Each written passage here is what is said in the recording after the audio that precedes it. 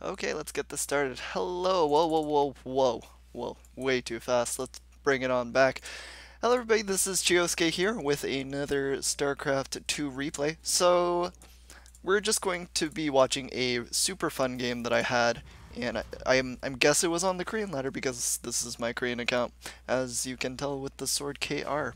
So I don't remember the name of this map, but all I know is that it is a very super short rush distance map and it looks like... Oh, I actually didn't notice this. My opponent was AFK for a good portion of the game. Look at this. Oh my goodness, he's already floating up to 500 minerals. Maybe that's why this game was so crazy. Anyway, he's going to be throwing down his first pylon at the 5-minute mark. Oh my goodness, that explains a lot of what was happening. Um, anyway, I'm going to be throwing my gas down, getting my barracks. Everything's pretty regular. I'm going for a Reaper opening, which is pretty standard.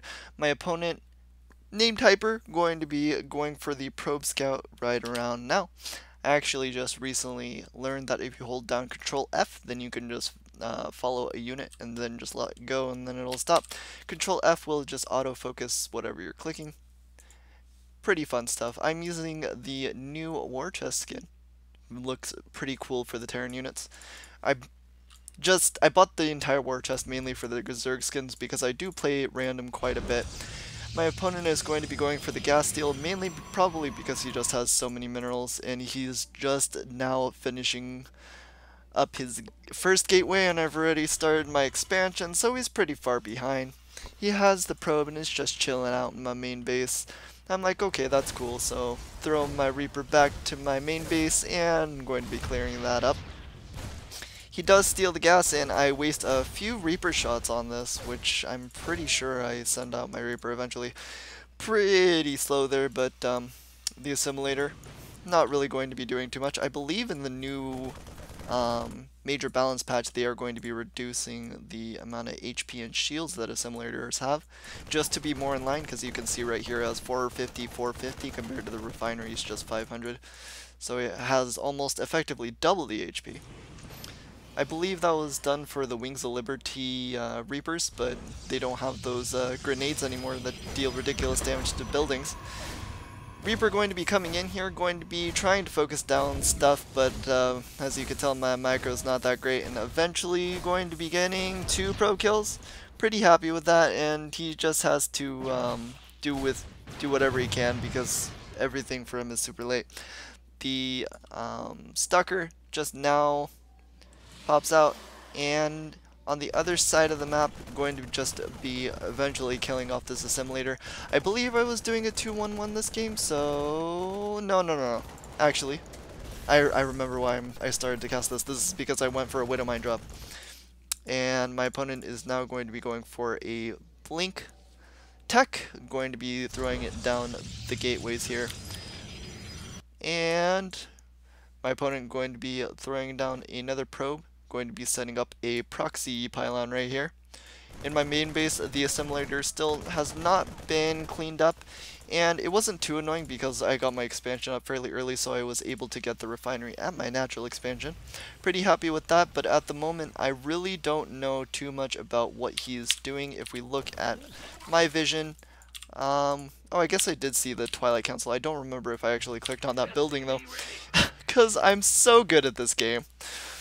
So I have a single Widowmine at my front, and now I'm just going to be planting down the second 2.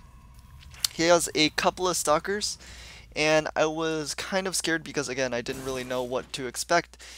I'm going to be throwing, or now that I got my medevac out, I was going to be trying to use these Widowmines very aggressively, but at the same time he has a couple of stalkers at my front door. I see this, and I try and do the Widowmine drops directly on top of these stalkers, but because of my terrible micro, I lose the medevac. And so my opponent is going to be going for 2 proxy gateways. He has 4 total now, so going to be going for a 4-gate stalker all in. And so since I lost my medevac, I decided to just attempt to walk all of my Widow Mines down since I just have so many. I have, what, 5 right here? And another one just going to be denying his third base if he eventually gets one. But he doesn't even have his natural expansion yet.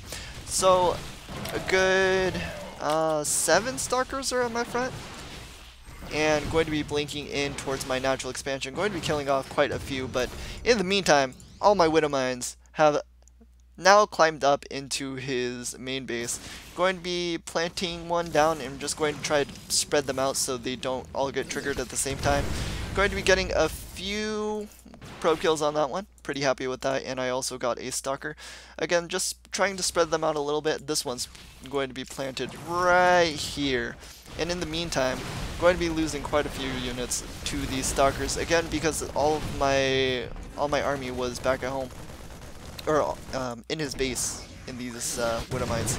So beautiful blink, he was able to dislodge those Widow Mine shots and was able to disarm like 2 or 3 of them.